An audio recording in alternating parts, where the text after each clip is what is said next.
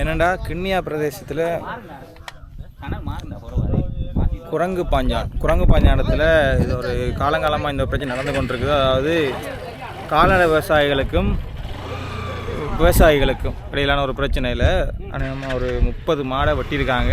கால்நடை மாடை வெட்டியிருக்காங்க விவசாயிகள். அதாவது இது இந்த மேய்ச்சல் நிலத்தை கொடுத்த இடம் இது. அதாவது போன மாதம் 8ஆம் மாதம் 25ஆம் தேதி உயர்நீதிமன்றம் இது மேய்ச்சல் நிலத்துக்காக இந்த இடத்த ஒதுக்கியிருக்காங்க. அதில் இவங்க வேறு எங்கேயுமே மேய்ச்சலையும் கொண்டு போயிடலாது. ஏன்னா வேறு எங்கேயும் கொண்டு போனாலும் சொல்லுவாங்க இது அவங்களுக்கு ஒரு இடம் உங்களுக்கு ஒரு இடம் இருக்குதுன்னு. அப்படி ஒரு இடத்துல தான் இவங்க மேய்ச்சல் செஞ்சுருக்காங்க. என்னென்னா இதை அத்துமீறி நுழைஞ்சு காணி பிடிச்சி விவசாயம் செய்கிற ஒரு குரூப் ஒன்று இந்த ஏரியாவுக்குள்ளே இருக்குது. அப்போ அந்த குரூப்பால் இவங்களுக்கு அச்சுறுத்தல், அதாவது இவங்களோட கால்நடைகளுக்கு அச்சுறுத்தல் ஏற்படுத்திருக்கு. ஒரு கிட்டத்தட்ட ஒரு 30 மாடை வெட்டியிருக்காங்க.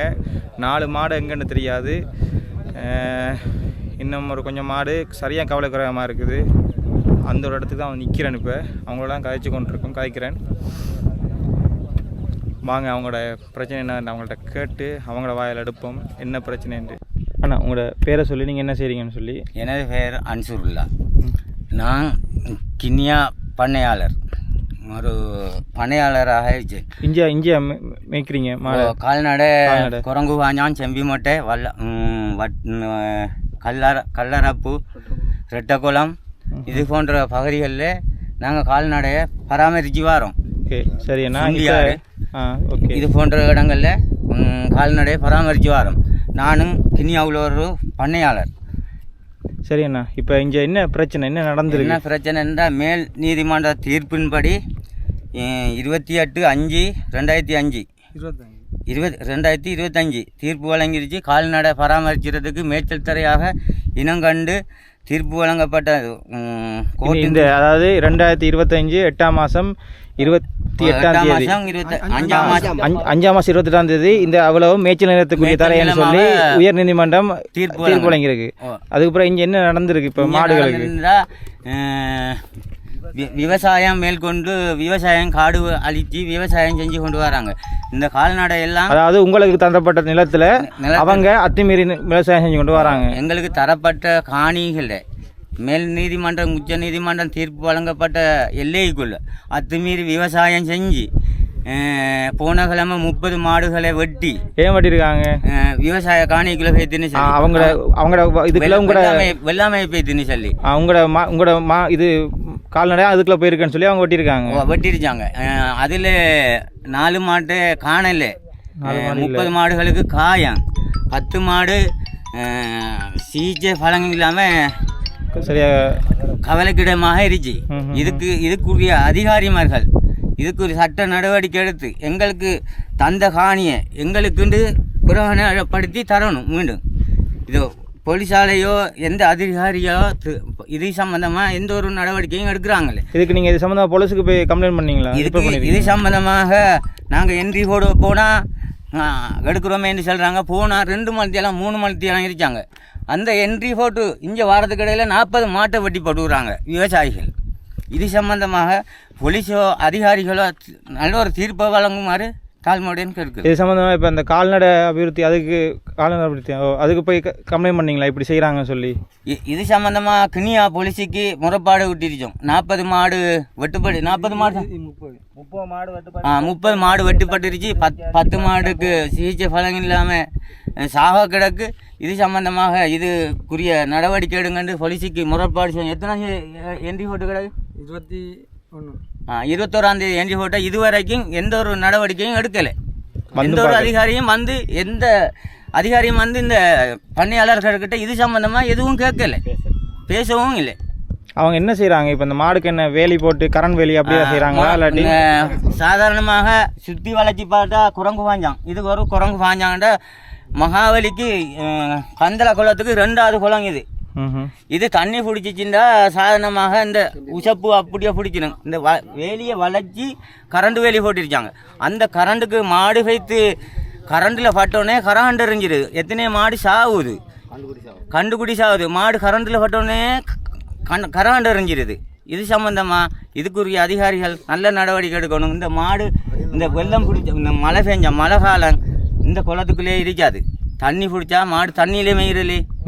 தெப்பம் கட்டி விட்றல இந்த மாட்டை திடலில் சாமி இந்த திடலை வெள்ளாமை செஞ்சால் அந்த திடலில் இருந்து மாடு எங்கே கொண்டு போகிற தெப்பம் கட்டி மேய்ச்சலாது திடலுக்கு தான் கொண்டு வரணும் இந்த திடலில் மாடு மேய்ச்சறதுக்கு எந்த விதமான ஒரு இடமும் இல்லை இன்னமும் இன்றைக்கும் மிஷின் அடித்து காட்டில் வெள்ளாமை செஞ்சிருக்கான் பொலிசி வந்து பார்க்குறதுங்களே டிஎஸ்சி பார்க்குறதுங்களே இதுக்குரிய அதிகாரி எவர்களும் நடவடிக்கை எடுக்கிறாங்களே இது 2 விவசாயிகளையும் கால்நடை பண்ணையாளர்களையும் சண்டைக்கு விட்டு போட்டு கூத்து பார்த்து கொண்டு இருக்கிற மாதிரி தான் எங்களுக்கு படுவது இதுக்கு சரியான தீர்ப்பு ஒரு அரசியல்வாதியாக கிண்ணியா பிரதேசத்துக்குள்ளே உள்ள டிஎஸ்ஆக இருந்தாலும் சரி இந்த பிரச்சனைக்கு வந்து சமூகம் கொடுத்து முகம் கொடுத்து என்ன ஏதுண்டு இதுவரைக்கும் கேட்கல இதுவரைக்கும் எந்த ஒரு அதிகாரியும் வரல நாங்கள் இதே போல் எத்தனை மீடியாக்களுக்கும் கொடுத்துருச்சோம் எவரும் வரல எவரும் கேட்கல இது சம்மந்தமாக இதுக்கு சட்ட நடவடிக்கை எடுக்கணும் அரசியல்வாதியாக இருந்தாலும் யாராக இருந்தாலும் சட்ட நடவடிக்கை எடுத்து நல்ல ஒரு தீர்ப்பை வழங்கணும்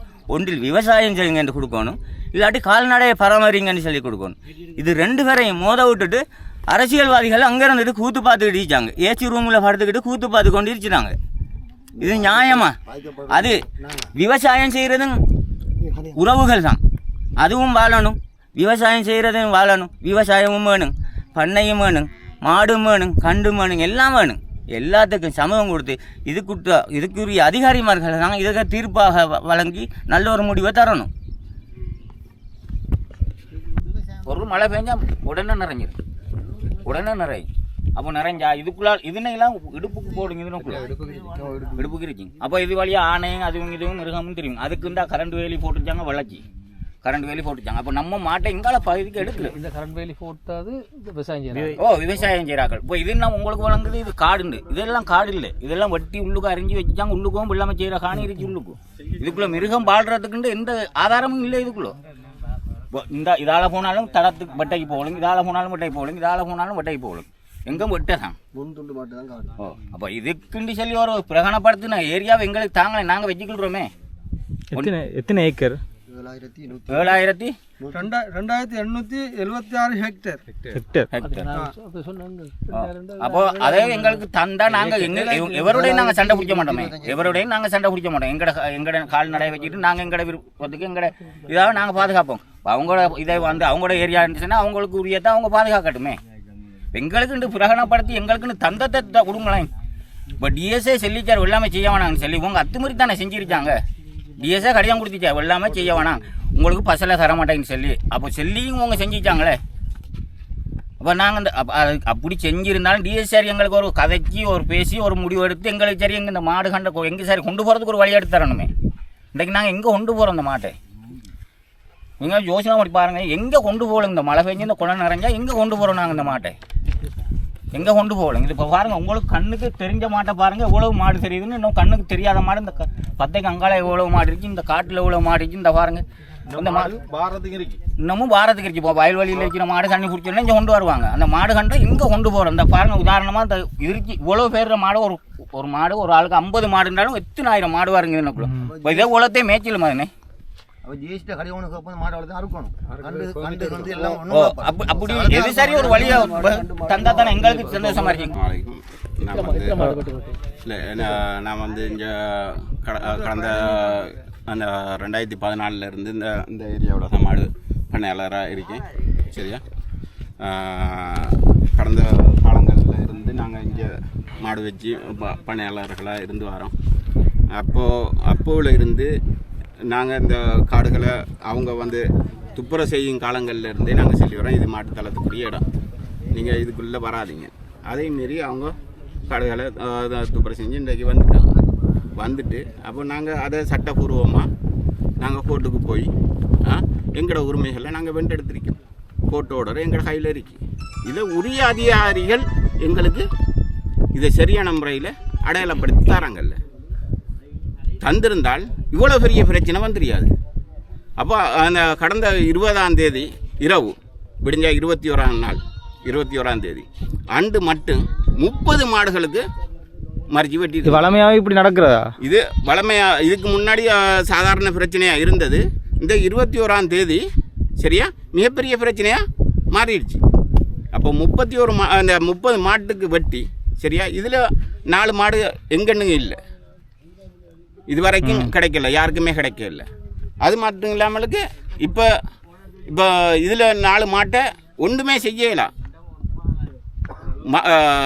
இதுக்கு தான் கொடுத்தது, இறைச்சிக்கு தான் கொடுத்தது, அறுவைக்கு தான் கொடுத்துருக்கு.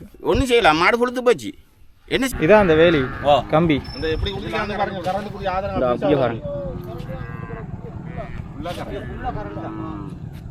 இப்போ கொடுக்கல.